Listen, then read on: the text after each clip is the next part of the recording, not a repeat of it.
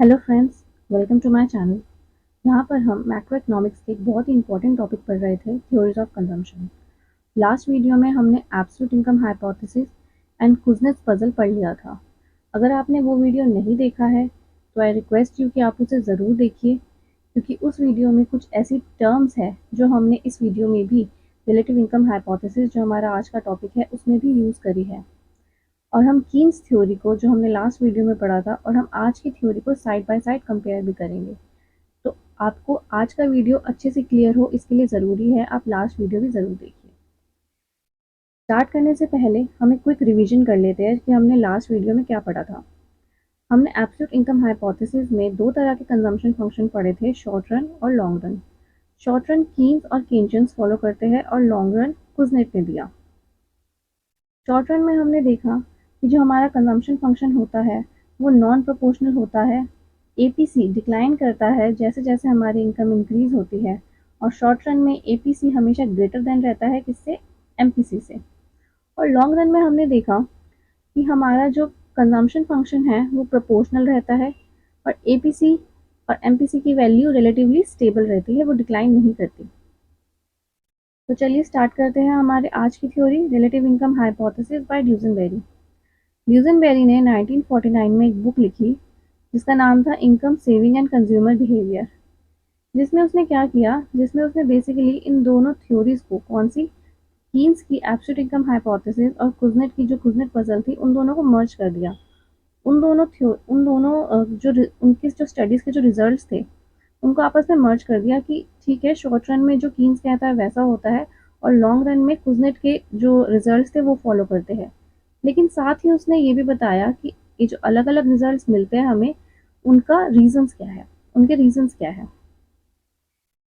ड्यूसेनबेरी ने कहा कि if we really want to understand the problem of consumer behavior, then then we have to first give respect to sociological nature of consumption। अब ये sociological nature of consumption, अगर आपको ध्यान होगा कि हमने कीन्स थ्योरी में भी एक मिलती जुलती टर्म पढ़ी थी जिसका नाम था साइकोलॉजिकल लॉ ऑफ कंजम्पशन, और यहाँ पे है सोशोलॉजिकल नेचर ऑफ कंजम्पशन। अब ये सोशोलॉजिकल नेचर ऑफ कंजम्पशन से क्या मतलब है कि जो हमारी सोसाइटी है, हमारी सोसाइटी में जो लोग रहते हैं, फ्रेंड्स, फैमिलीज, जो रिलेटिव्स रहते हैं, हमारे नेबर्स, उनका कंजम्पशन पैटर्न क्या है, उनका नेचर ऑफ कंजम्पशन क्या है, और जो उनका नेचर ऑफ कंजम्पशन होगा वो ही हमारे कंजम्पशन को इफेक्ट करेगा। और जो अब ये जो ह्यूमन बॉडी का जो एक नेचुरल, जो उनका एक नेचर है, वो ये है कि जो हमारे जो नेबर्स हैं उनका जो कंजम्पशन स्ट्रक्चर है, हम उसको फॉलो करेंगे और उसको ओवरटेक करने की कोशिश करेंगे। फिर उसने आगे भी बताया कि if the relative income of an individual remains same, then the individual will spend the same proportion, that is APC, despite to the fact that his absolute income increases।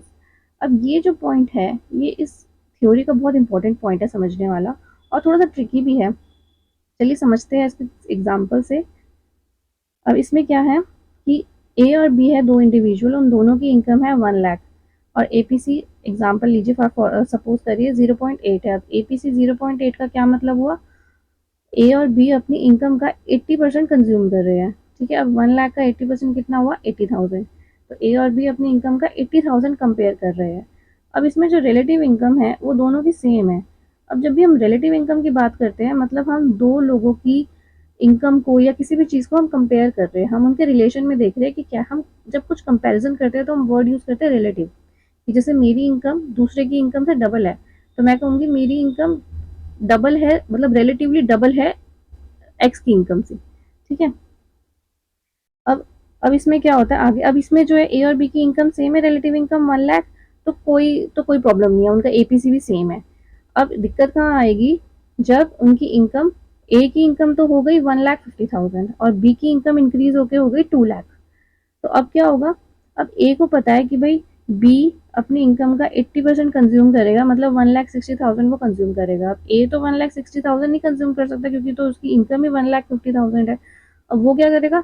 वो अपना एपीसी उसके साथ मैच करना करेगा। वो नहीं चाहता कि भाई उसकी सोसाइटी में पता चले कि भाई वो उसकी इनकम कम है या वो कम खर्चा कर सकता है। वो अपनी कंजम्पशन दिखाएगा कि हाँ भाई, मैं भी पूरी तरह से कंज्यूम कर सकता हूँ जैसे आप कर सकते हो। ठीक है। अब वो अपनी इनकम का 80% कंज्यूम करेगा, कितना, 1,20,000। ठीक है, अब वो एक ऐसी सोसाइटी में रह रहा है जहाँ पे उसकी इनकम बाकी लोगों से कम है, रिलेटिवली उसकी इनकम कम है। अब 20 से उसकी इनकम कम हो गई तो रिलेटिवली उसकी इनकम लेस है। लेकिन अब उसको उनकी वो भी करनी है, कॉपी करनी है कि भाई जैसे तुम कंज्यूम करोगे वैसे मैं कंज्यूम करूंगा। तुम्हारे पास बड़ी गाड़ी है तो मुझे भी बड़ी गाड़ी चाहिए। तुम्हारे पास 45 इंचेस का टीवी है तो मैं क्यों 32 इंचेस के टीवी से काम चलाऊं। तो इस वजह से उसको अपनी इनकम का एक लार्ज पार्ट कंज्यूम करना पड़ रहा है। अब उसको ये फर्क नहीं पड़ता कि उसकी पहले से इनकम 50,000 इंक्रीज हो गई, नहीं। उसको बस उसकी कॉपी करनी है। उसको चाहिए कि जैसे वो उसका जो कंजम्पशन स्ट्रक्चर है बी का, ए को भी वैसा ही कंजम्पशन स्ट्रक्चर चाहिए, चाहे उसकी जरूरत हो या ना हो। आगे बढ़ते हैं। रिलेटिव इनकम हाइपोथेसिस, उसमें यही बात करी गई है। The ratio of income consumed by individual does not depend on his absolute income. अब हम जो कीन्स के हाइपोथेसिस की बात करेंगे तो उसका तो नाम ही था एब्सोल्यूट इनकम हाइपोथेसिस, कि जो हमारी कंजम्पशन है वो हमारी एब्सोल्यूट इनकम पे डिपेंड करती है, ऐसा कीन्स ने बोला। लेकिन यहाँ पे ड्यूजनबेरी ने इस चीज़ को पूरी तरह से नकार दिया कि हमारी कंजम्पशन हमारी एब्सोल्यूट इनकम पे डिपेंड नहीं करती, बट किस पे डिपेंड करती है, हमारी रिलेटिव इनकम पे। रिलेटिव इनकम क्या, जो हमारे एक्सपेंडिचर पैटर्न हमारे नेबर्स का कैसा है, हमारे फ्रेंड्स का कैसा है, जो हमारे आसपास लोग रहते हैं सोसाइटी में उनका एक्सपेंडिचर पैटर्न कैसा है, वो ही डिसाइड करेगा कि हमारी कंजम्पशन कैसी है। और इसी इफेक्ट को इसने बोला डेमोन्स्ट्रेशन इफेक्ट, इसी को हम डेमोन्स्ट्रेशन इफेक्ट के नाम से जानते हैं। ठीक है, आगे बढ़ते हैं। अब आगे हम एक और एग्जांपल लेंगे। हमारे पास दो फैमिलीज है, फैमिली ए और फैमिली बी। अब दोनों की इनकम जो है वो सेम है, $15,000। लेकिन अब फैमिली ए जो है वो अपनी $15,000 का कम पार्ट स्पेंड करती है, और जो फैमिली बी है वो अपनी इनकम का लार्ज पार्ट कंज्यूम करती है। पर ऐसा क्यों? क्योंकि जो फैमिली ए है वो एक ऐसी सोसाइटी में रहती है जहाँ पे कम खर्चा करके, वो कम कंज्यूम करके भी अपना काम चला लेती है। उसके आसपास के लोगों की इनकम कम है तो उसकी रिलेशन में, उसकी रिलेटिवली उसकी 15,000 की डॉलर की इनकम अच्छी खासी मानी गई है, और उसमें उसका वो एक हाई इनकम ग्रुप में आ जाता है। तो उसको कम कंज्यूम करना है, उससे भी उसका उसका काम चल जाता है। वही जो फैमिली बी है वो एक ऐसी सोसाइटी में रहती है जहाँ पे उसकी इनकम रिलेटिवली कम मानी गई है। तो उसको ये दिखाने के लिए कि भाई मेरी भी इनकम ज़्यादा है या मैं भी खर्चा कर सकता हूँ, उसको अपनी इनकम का एक लार्ज पार्ट कंज्यूम करना पड़ रहा है। उसको भी बड़ी गाड़ी बड़ी गाड़ी लेनी पड़ रही है जैसे उसके नेबर्स के पास है, या जो उसकी सोसाइटी में जो उसके रिच पीपल रहते हैं उस उनकी उसको कॉपी करनी है। उनका जो कंजम्पशन पैटर्न है उसकी तरह उसको अपना कंजम्पशन करना है। तो इसलिए जो फैमिली बी है वो अपनी इनकम का लार्ज पार्ट कंज्यूम करती है और फैमिली ए कम करती है, क्योंकि इनकी दोनों की सोसाइटीज अलग है, दोनों के नेबर अलग है, दोनों के जो एक में रिच पीपल रहते हैं और एक में रिलेटिवली थोड़े से मिडिल क्लास लोग रहते हैं फैमिली ए में। तो इसलिए इन दोनों की जो कंजम्पशन पैटर्न है, जो कंजम्पशन स्ट्रक्चर है वो अलग अलग है, चाहे इनकी इनकम एब्सोल्यूट इनकम चाहे सेम है। ठीक है, अब इसी से हमें एक और पॉइंट पता चलता है, एपीसी ऑफ रिच पर्सन और एपीसी ऑफ पुअर पर्सन। अब एपीसी क्या होता है? एपीसी आपको पता होगा, APC is equals to C by Y. अब आप कहेंगे भाई कि जो रिच पर्सन है उनकी कंजम्पशन ज़्यादा होगी इसलिए उनका एपीसी ज़्यादा होगा, और ऐसे पुअर जो लोग हैं उनकी तो कंजम्पशन ही कम होगी इसलिए उनका एपीसी भी कम होगा। पर ऐसा नहीं है, इन दोनों में हमेशा रिवर्स रिलेशनशिप रहेगा। एपीसी जो रिच पर्सन का है, अब वो हमेशा कम रहेगा। क्यों? क्योंकि उनका जो वाई है, जो डिनोमिनेटर है वो बहुत ज़्यादा है। अब जब वो बहुत ज़्यादा रहेगा तो वो अपनी इनकम का एक कम पार्ट कंज्यूम करेंगे अपनी ज़रूरतें पूरी करने के लिए। तो इसलिए जब डिनोमिनेटर ज़्यादा रहेगा, न्यूमिनेटर कम रहेगा, तो जो रेशियो है ये क्या होगा, ये कम होएगा। ठीक है, तो एपीसी ऑफ रिच पर्सन क्या रहता है, रिलेटिवली लेस। किससे लेस? पुअर से। अब एपीसी ऑफ पुअर की अगर हम बात करेंगे तो जो उनका डिनोमिनेटर है वो ऑलरेडी कम है, और कंजम्पशन उनकी बेसिक कंजम्पशन में ही उनकी सारी इनकम लग जाती है। तो उनका वाई कम होने की वजह से जो उनका ओवरऑल रेशियो है वो ज़्यादा होता है।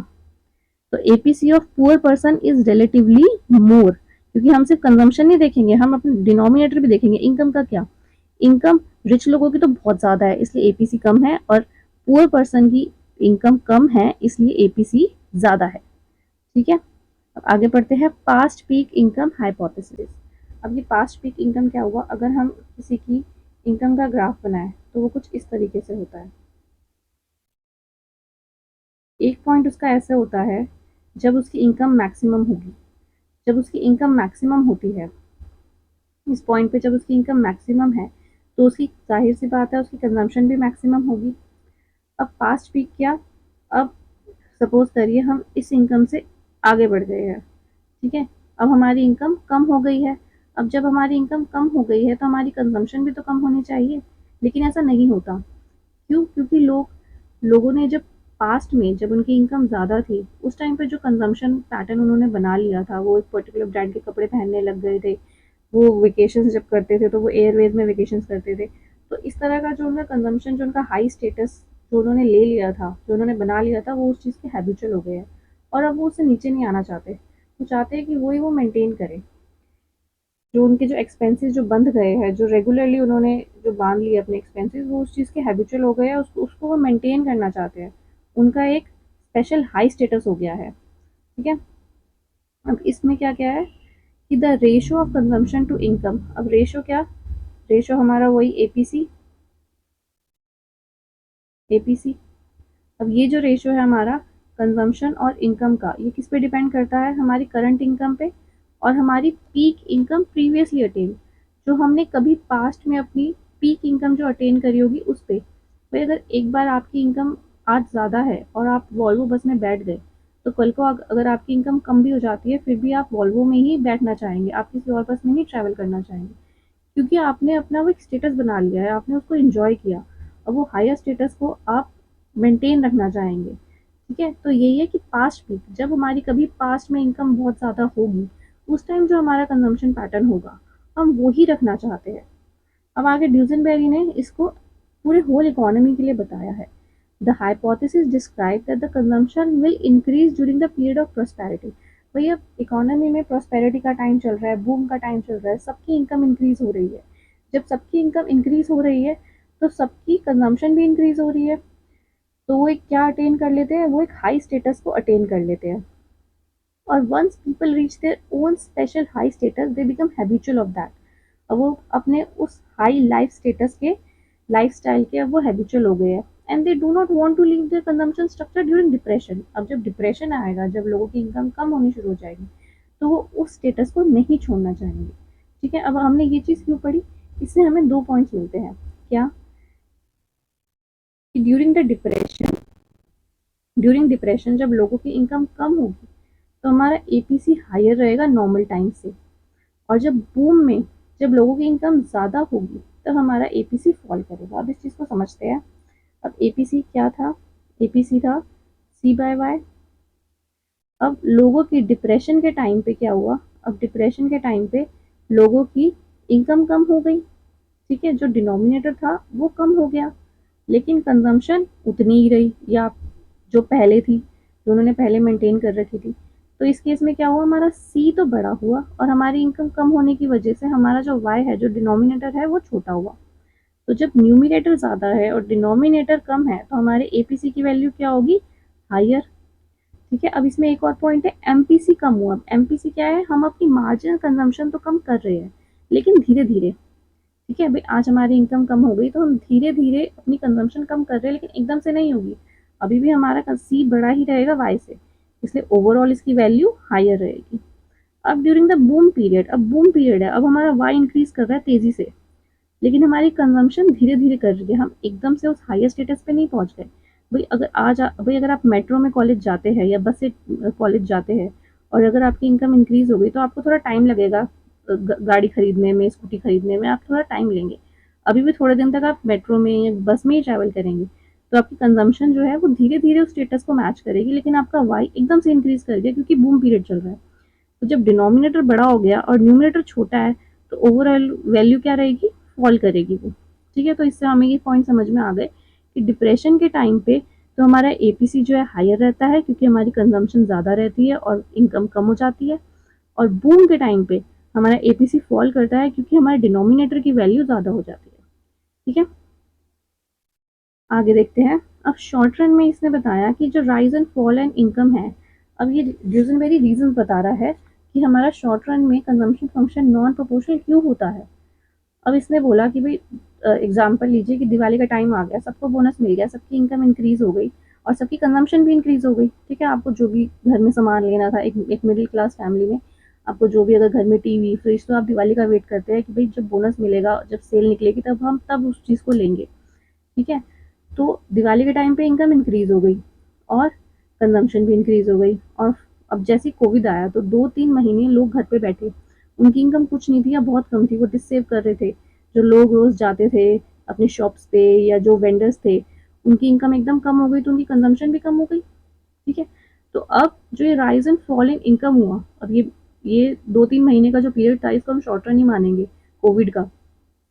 तो अब ये दिवाली में इनकम बढ़ जाना और कोविड में अचानक से इनकम कम हो जाना, तो ये जो अप्स एंड डाउन्स चलते रहते हैं हमारी इनकम के, इसकी वजह से हमारी कंजम्पशन भी अप एंड डाउन चलती रहती है, नॉन प्रोपोर्शनल रहती है, ठीक है?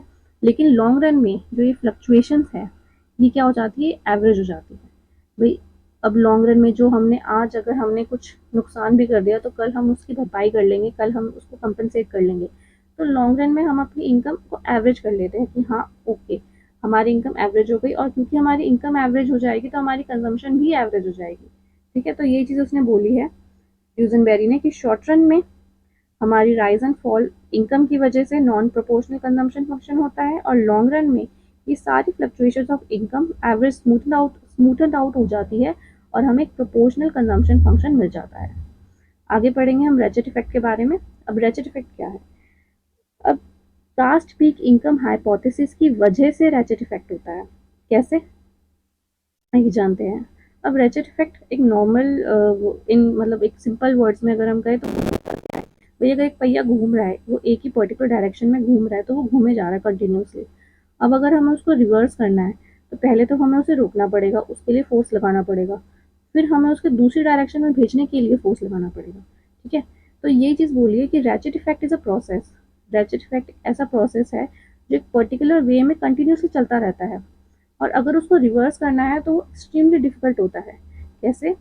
अब उसको हम अपनी थ्योरी से कैसे रिलेट करेंगे कि जो टेंडेंसी है हमारी कंजम्पशन की, वो not to fall back earlier levels when it's the tendency of consumption not to fall back to earlier levels when it's income does. भाई अब हमारी इनकम तो कम हो गई है, ठीक है, हमारा डिनोमिनेटर कम हो गया है, लेकिन हमारी कंजम्पशन वापस पहले वाले पॉइंट पे नहीं जा पा रही है। हम अपना वो कंजम्पशन पैटर्न मेंटेन करना चाह रहे हैं, उसको नीचे लाने के लिए हमारे कंजम्पशन को बहुत डिफिकल्ट हो रहा है, वो हमें उसके लिए थोड़ी मुश्किल हो रही है। यही है रैचेट इफेक्ट। और ये क्यों हो रहा है? पास्ट पीक इनकम हाइपोथेसिस की वजह से, क्योंकि हमने पास्ट में एक कंजम्पशन एंजॉय कर ली तो आज हम अपनी वो कंजम्पशन छोड़ना नहीं चाहते। ये होता है रैचेट इफेक्ट, ठीक है? Once the consumption habits are required, जो हमारी एक बार कंजम्पशन हैबिट्स लग गई तो हमारे लिए it becomes difficult to get rid of those habits, ठीक है? अब इससे हमें क्या पता चला? In other words, when consumption does not fall in proportion to fall in income then APC rises and MPC fall. वही बात है कि जब हमारी कंजम्पशन उस प्रोपोर्शन में या उस उतने परसेंट से नहीं गिरती जितने परसेंट से हमारी इनकम गिर गई है, तो हमारा एपीसी राइज कर जाता है। जब हमारी कंजम्पशन उसी परसेंटेज से कम नहीं होती जिस परसेंटेज से हमारा डिनोमिनेटर कम हो चुका है, तो हमारा जो ओवरऑल वैल्यू है वो बढ़ जाती है, क्योंकि हमारा सी अभी भी ज़्यादा हो जाएगा।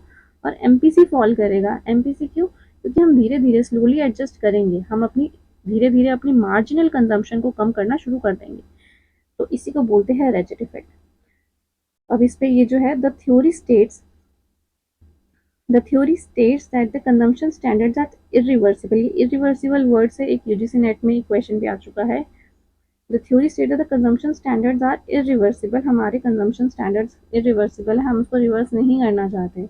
However this proposition may hold in short run but not in long run. ये भी इंपॉर्टेंट पॉइंट है कि जो रेचेट इफेक्ट है ये सिर्फ शॉर्ट रन में होल्ड करता है, लॉन्ग रन में होल्ड नहीं करता। ये हम पढ़ चुके हैं, क्योंकि शॉर्ट रन में हमारी इनकम फ्लक्चुएट करती है, और जो हमने एक बार इनकम अचीव कर ली शॉर्ट रन में, जो हमने उसमें कंजम्पशन कर ली, वही हम आगे कंटिन्यू करना चाहेंगे।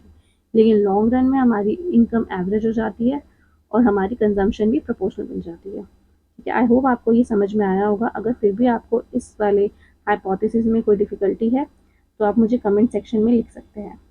Thank you.